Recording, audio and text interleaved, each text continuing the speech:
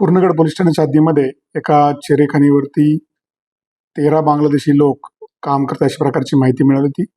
त्या ठिकाणी रत्नागिरी जिल्हा पोलीस दलाचं जे अँटी टेररिस्ट स्क्वॉड आहे किंवा ब्रँच आहे त्याच्या जवानांनी त्या ठिकाणी छापा टाकला असता त्या ठिकाणी 13 लोक अवैधरित्या भारतामध्ये प्रवेश करून तिथे राहत असल्याचं निष्पन्न झालं.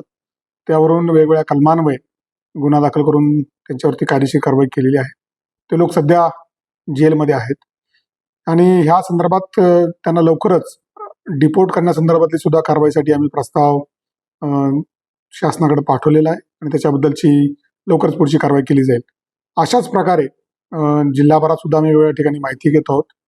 अवैधरित्या भारतामध्ये प्रवेश करून राहणाऱ्या बांगलादेशींच्या विरुद्ध एक स्वतंत्र मोहीम आम्ही उघडलेली आहे. त्यासाठी स्वतंत्र पथक नियुक्त करून वेगळ्या ठिकाणी छापे घालण्याचं नियोजन केलेलं आहे.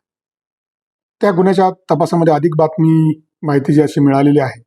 यातील जे चेरेखान मालक आहेत त्यांना ह्या प्रकरणासंदर्भातली माहिती असल्याची एक माहिती आम्हाला मिळत आहे आणि त्यांनीच जे एजंट असतात त्यांच्या माध्यमातून या लोकांना इथं बोलवल्याचं आणि त्यांना कामासाठी ठेवल्याचं निष्पन्न झालेलं आहे.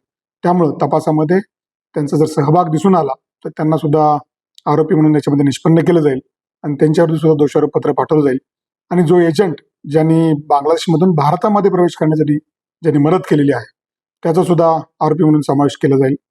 मला या निमित्ताने हेही सांगायचं आहे, ज्या ठिकाणी अशा प्रकारच्या अवैधरित्या प्रवेश करून भारतामध्ये दाखल झालेल्या परदेशी बांगलादेशी नागरिकांना कामावर जर कोणी ठेवत असेल तर त्या लोकांविरुद्ध सुद्धा कडक अशा प्रकारची कायदेशीर कारवाईची भूमिका जिल्हा प्रशासनाने घेतलेली आहे आणि पुढील होणाऱ्या कारवाईमध्ये असे कामगार ज्या ठिकाणी ठेवले आहेत त्या मालकांना तिथल्या ओनर्सना आम्ही नक्की जबाबदार धरू आणि त्यांच्यावर कारवाई करू.